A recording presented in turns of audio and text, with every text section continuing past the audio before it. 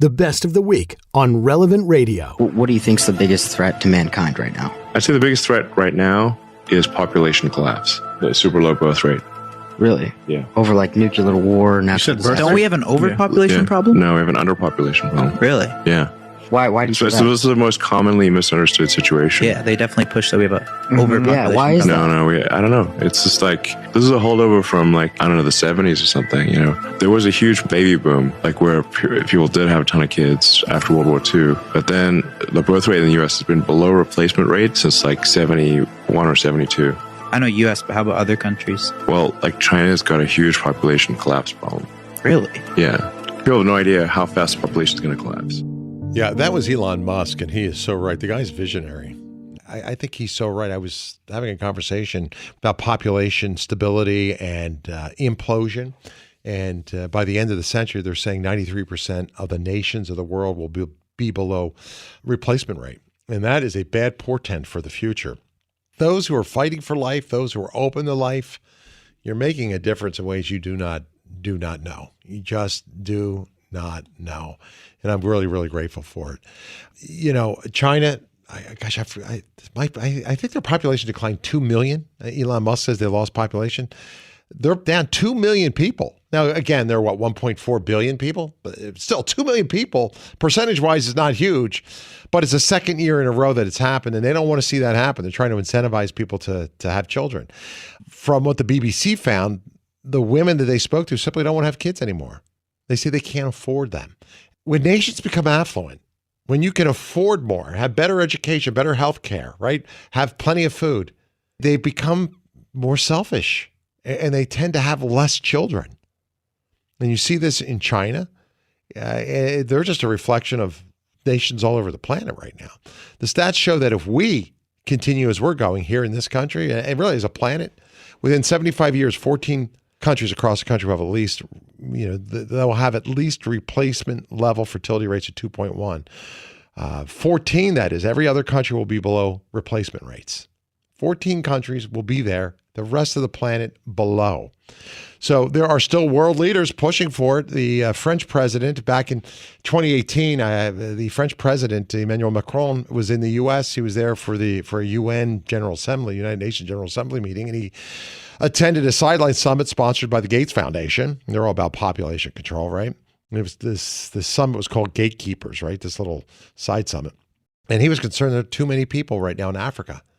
And he basically wants women there to get more education, because the stats show that the more education a woman has, the fewer children they have, right? Become more educated. You'll see how ridiculous it is. Listen to what he had to say. Listen. I always say, please present me the lady who decided, being perfectly educated, to have 7, 8, 9 children. Please present me the young girl who decided to leave school at 10 in order to be married at 12. And this is not teaching African people from New York. A lot of African leaders today now dare to have this kind of speech. This is just because a lot of girls were not properly educated. Because people de facto in these countries, but here as well, decided that the rights of these girls were not exactly the same as the rights of the young man, which is unacceptable. I'm fine with a lady having 7, 8 children if this is her choice after education. This is not the case today. That's why for me education is the main answer. First, to avoid the worst. Second, to maximize opportunities in African countries and in the rest of the world. Third, to properly monitor demography, because it will be a chosen demography. I mean, that's just crazy. I shouldn't even played as much of it as I did, because he equates education to a form of birth control. You know, if you have an educated woman, any educated woman would not have 7 or 8 kids, right? He says this, the key sentence there was, present me the woman who decided, being perfectly educated, to have 7, 8, or 9 children. Amy Coney Barrett is another one. Catherine Pakaluk is going to join me in a moment. She's another one. She's got her PhD. She's a doctor. It didn't end well for the French president, Emmanuel Macron. Dr. Pakaluk, she basically, by the way, she teaches economics at Catholic University of America. Very smart lady, right? Started a hashtag on Twitter. It was called Postcards for Macron. And she put up a picture of her in her Harvard doctoral gown with 6 of her 8 children, right? So the hashtag got picked up and then it went viral, right? Soon dozens, all these other women started posting pictures of their 7, 8, 9 children after having been, quote, perfectly educated, right? And so after that experience, she decided to start talking to other women who, like her, were defying the status quo. They were having more than just 1 or 2 children or not choosing to have any at all. There's a need for them. We talked about this ad nauseum. South Korea's fertility rate is 0.7.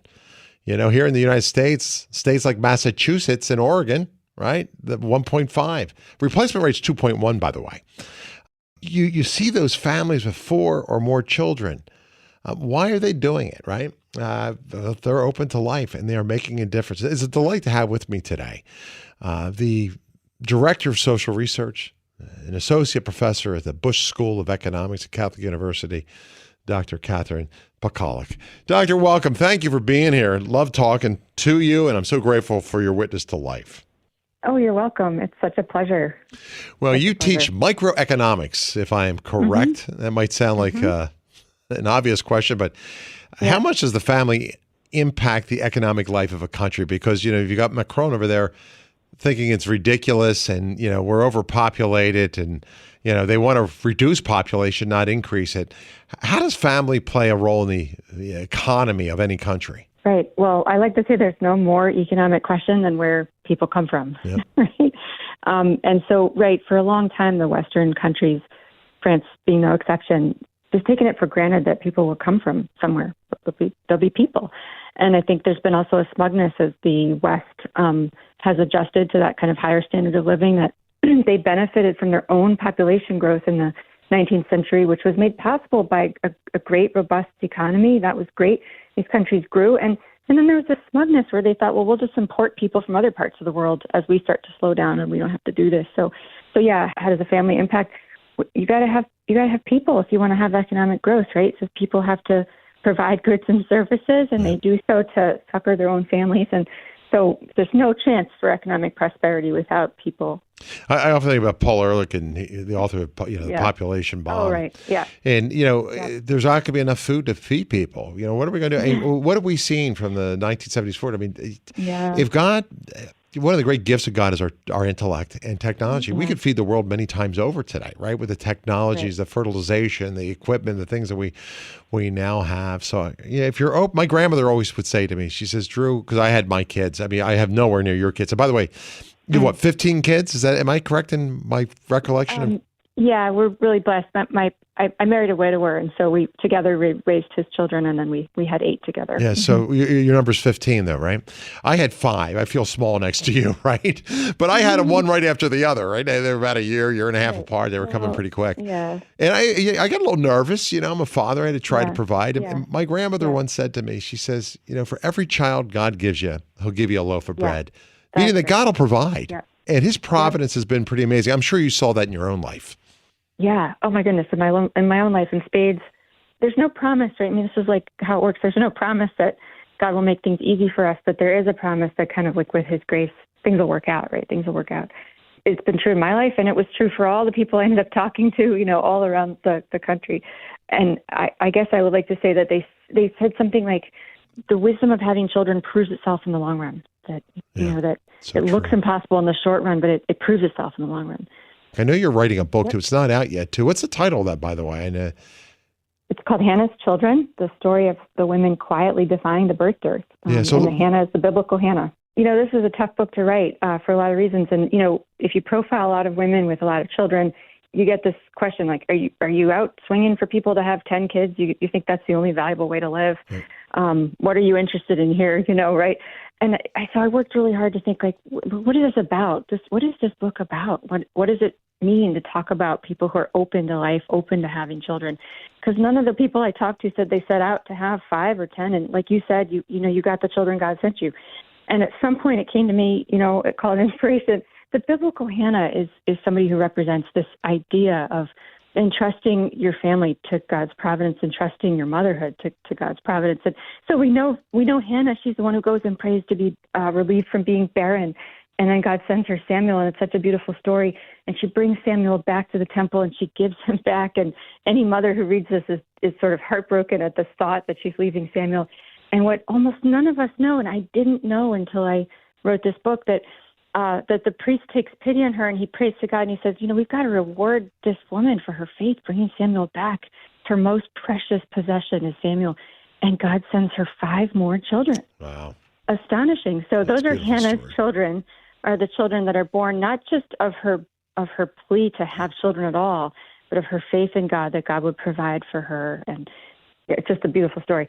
So to me, the heart of the biblical Hannah, what she stood for, that's really the thing I was after. I wanted to profile that. That's, I think, the spirit of both just devotion to God, trust in his providence, like all those things, being open to life and being open to his will, even if it's not going to be more children. So God is good. Let's grab a few calls for you. 888 great.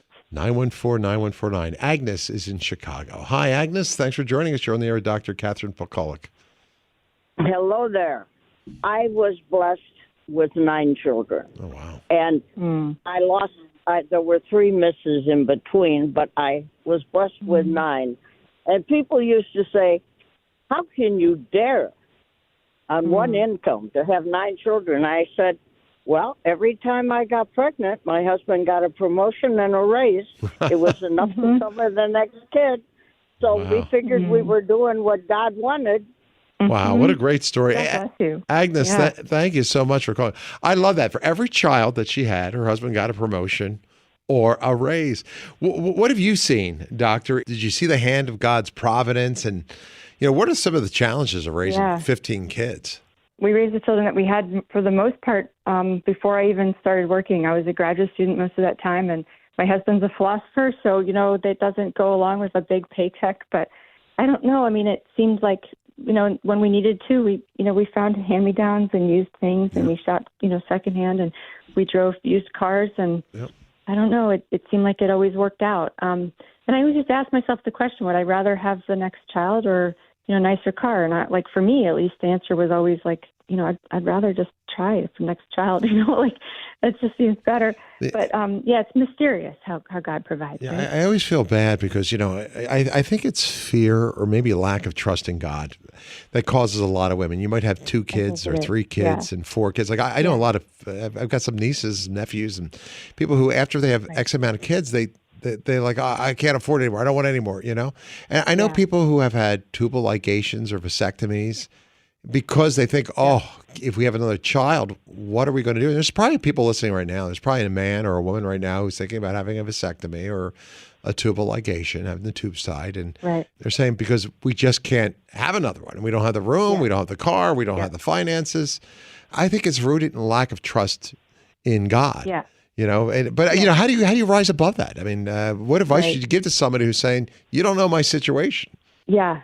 Well, I was going to say too, you see it like you're describing the people who are ready to stop. But I also want to say, like with the Catholic audience, you see this in young people getting married. They're getting married, and God bless them, they get married, but then they say, we got to wait for 2 or 3 or more years until we have these numbers of things. And I think there's a job to be done there of just kind of spreading this kind of good news. Like, you can put 4 kids in one bedroom. Like, I've done that, lots of times. That probably Agnes did too. And you can put 5 or 6 in one bedroom. But actually, your kids love that. Like, those are gifts. So part of the job to be done here is actually taking the stories of women like your caller, Agnes, and really elevating them to the public conversation. For so long, we viewed their stories as sort of not relevant or important for the future of this country. And I just think that's been a mistake. And so, like, the thing that gives me the most excitement here is to take her story and put it out and say, actually, maybe Agnes's story is the most important thing we can listen to right now. Oh, yeah, no kidding. Final thoughts before I let you go. Emmanuel Macron made that comment. Your thing went viral. What do you make of educated women? having children? Well, I think it's actually the future, and I think that telling the good news of having children is something that we could do. It's how the gospel spread in the early days and how it's going to spread today, right? So we just roll up our sleeves and tell the good news. It's amazing how off point he was on that. I saw his logic, but it was a little flawed. Hey, Catherine, thanks. Have a great one. Thanks a lot, Drew. Appreciate it. We'll talk Bye. soon. Hey, this episode of the Drew Mariani Show is on the Relevant Radio app. The Relevant Radio app is completely free, and it's updated daily with fresh articles, podcasts, and prayers. So don't delay. Download the app today. Thanks for listening.